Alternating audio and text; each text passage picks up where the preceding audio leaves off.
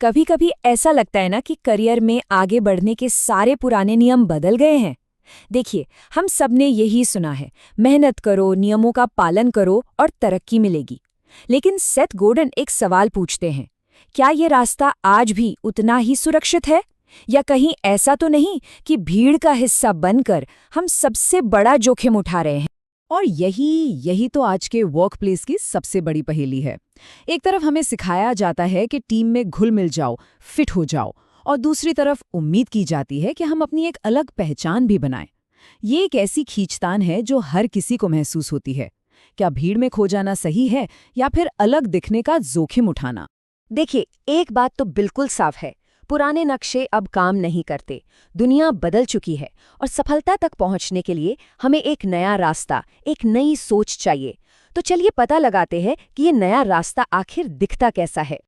तो शुरुआत करते हैं उस पुराने नियम पुस्तिका से जिसे हम सबने पढ़ा है। वो किताब जो हमें बताती थी कि नियमों का पालन करना ही सुरक्षा का रास्ता है। लेकिन क्या हो अगर वही सुरक्षित रास्ता आज सबसे बड़ा जोखिम बन गया हो? सोचकर देखिए, सदियों से यही मॉडल तो चला आ रहा था। स्कूल से लेकर ऑफिस तक हमें एक मशीन का आज्ञाकारी पुर्जा बनना सिखाया गया। सिर झुकाकर निर्देशों का पालन करो, सवाल मत पूछो और सबसे जरूरी, इतने साधारण बनो कि तुम्हारी जगह कोई भी दूसरा पुर्जा आसानी से फिट हो सके। ये जो तुलना है ना, ये सोच में आए जमीन आसमान के फर्क को दिखाती है। एक तरफ है औद्योगिक युग की मानसिकता, बस निर्देशों का पालन करो और भीड़ में फिट हो जाओ। और दूसरी तरफ है आज की जरूरत, दिलचस्प समस्याओं को सुलझाओ, लीड करो। ये सिर्फ एक छोटा मोटा बदलाव नहीं है, ये काम करने के पूरे तरीके को उलटने जैसा है। तो अगर पुराना रास्ता अब खतरनाक है, तो फिर नया रास्ता क्या है?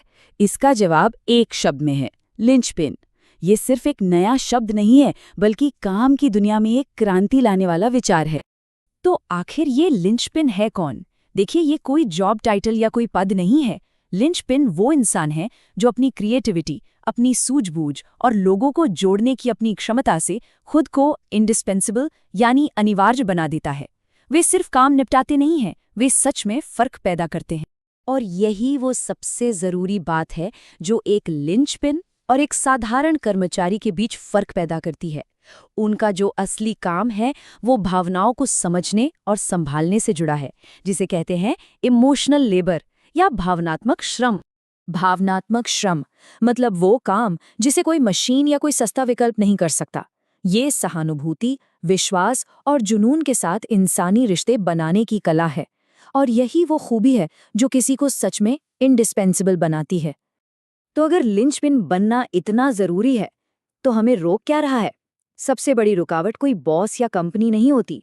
असली लड़ाई तो हमारे अंदर है, हमारे अपने डर से। ये एक जरूरी सवाल है, अगर ये रास्ता इतना ही अच्छा है तो हर कोई इसे अपनाता क्यों नहीं?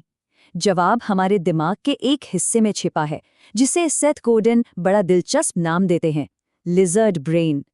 ये लिजर्ड ब्रेन हमारे दिमाग का सबसे पुराना, सबसे डरपोक हिस्सा है। इसका एक ही काम है, हमें सुरक्षित रखना। ये हमें हमारे कंफर्ट जोन में कैद रखना चाहता है।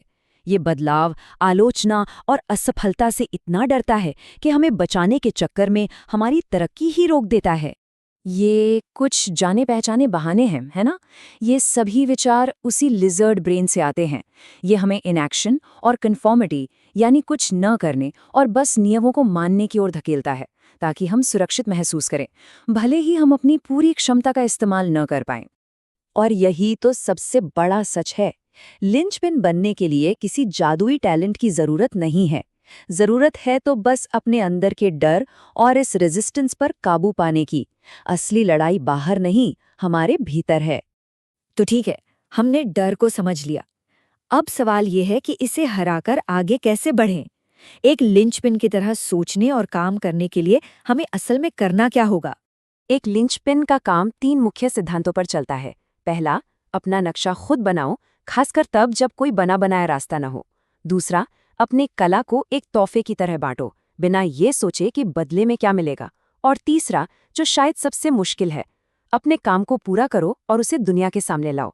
परफेक्शन का इंतजार मत करो, बस उसे शिप करो। ये एक बहुत ही शक्तिशाली विचार है। कोई भी भूमिका, चाहे वो कितनी भी छोटी या बड़ी क्यों ना हो, वो आपकी कला, आपकी यूनिक कंट्रीब्यूशन के लिए एक प्लेटफॉर्म बन सकती है। सब कुछ बस नजरिए पर निर्भर करता है।